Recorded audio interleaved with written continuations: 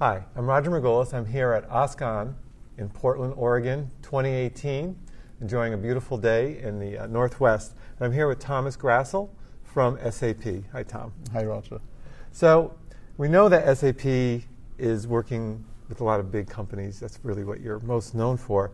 But how do you see open source being adopted in those enterprises who probably were not reluctant, but probably surprised at this turn of events? Yeah, no, for a lot of the big companies, big corporations, I remember like 4 or 5 years back, they came to us with a lot of questions, like how can we help them to get into open source? What should they do? Like how should set up the legal frameworks? A lot of detailed questions.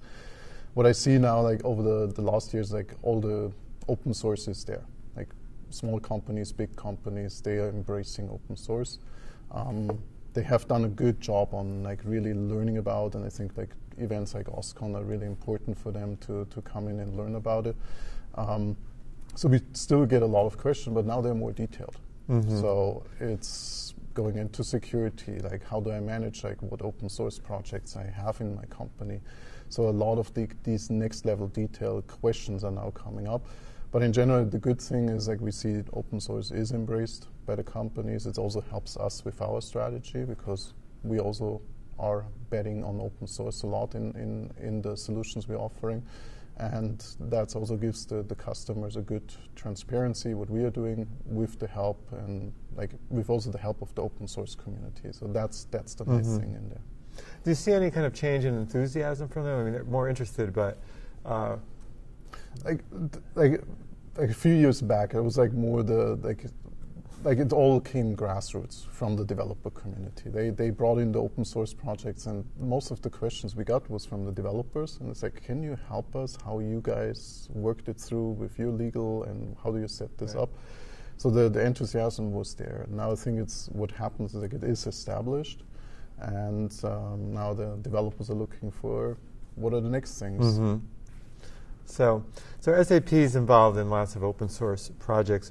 What is SAP's focus these days? Yeah, so open source is embedded in our strategy. Like definitely, we have a lot of like software products, which on the one hand consume open source products, but for us, it's like always a big thing is like if we take on open source projects, like we do have in most cases special requirements. So for us, open source is not just a consumption. We're really looking at all the different projects and also engaging with them. So contribution is a very big aspect for all the open source projects we are taking in. And so that's why we're working like with Cloud Foundry Foundation, with the Kubernetes team, and so on. So there's a lot of like these things happening.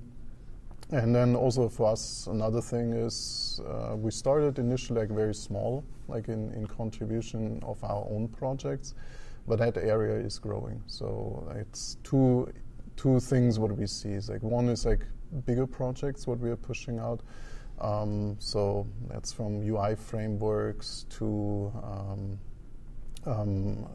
libraries for data access and so on, to even like very small projects, and it's mostly done internally. It's also driven by our developers, and like in the collaboration with the open source community, like these projects are getting good traction and becoming bigger, and that's great to see. Does any of the impetus come from your customers?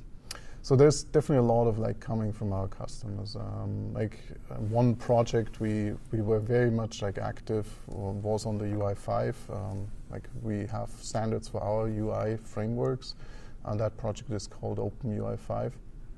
And we open sourced it because the customer said we want to work with the same components in our frameworks for our application, and can you open source this? And initially it was more for the SAP customer base, but now it's also happening that non-SAP customers are picking up these frameworks. So OpenUI5 is a framework. Initially we released it for our customers because they had the demand. They said SAP is providing their application with a certain look and feel, great framework. Can we use the same framework for our custom build applications? So that was the initial thing. That's why we open sourced it. But now we see more and more demand for it. We're also expanding this framework. So it is no longer just like applicable to build it within the OpenUI5 framework and use these controls. There's over 200 controls in there. So you can also like in the future use it from other frameworks like Angular. And that you can imagine like 200 controls, like they're fully localized accessibility features embedded in there. That is definitely like a big project where we see traction in the market or in the open source community right now. Great. Do you find your customers are all contributing as well? So customers, like it's like biggest contribution is on feature requests and like initially, but then when they see that we're taking this serious, like it's not only the issues they put out, like we get recommendation, and there's definitely also groups who start with complete open source projects on their own, and even for areas where you would not expect it. Like SAP has their own language. It's called ABAP. It's a huge developer community, over 1 million developers out there, and they're looking into open source. So we have a group in the community who really started out like, how can I share ABAP via GitHub, and like building integration tools for this.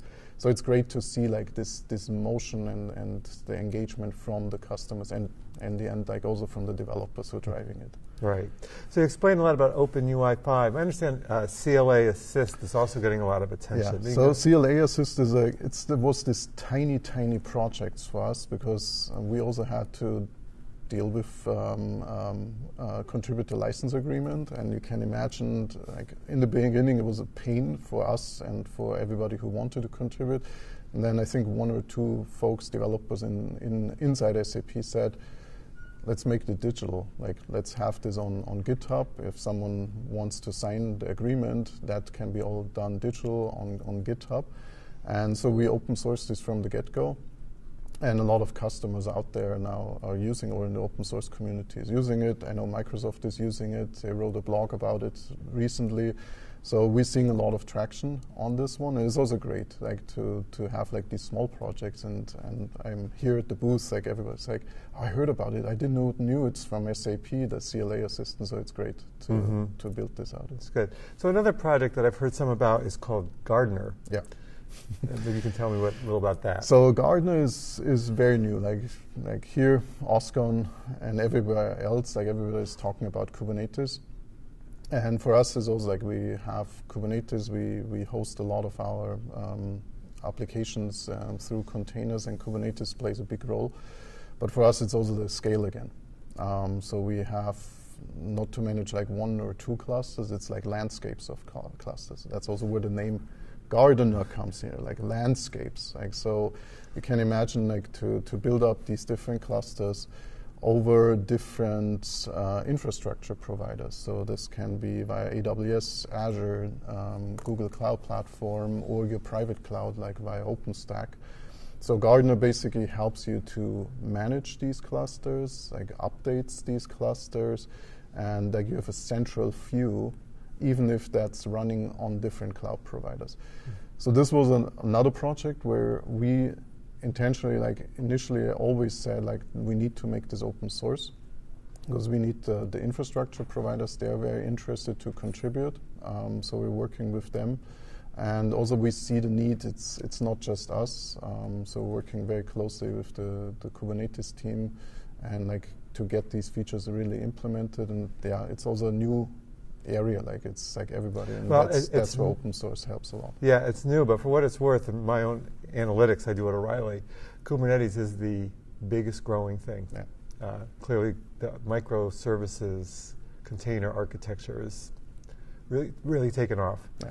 So, well, great. Well, thanks a lot for sharing with us. Hope you enjoy the rest of the conference. Thank you.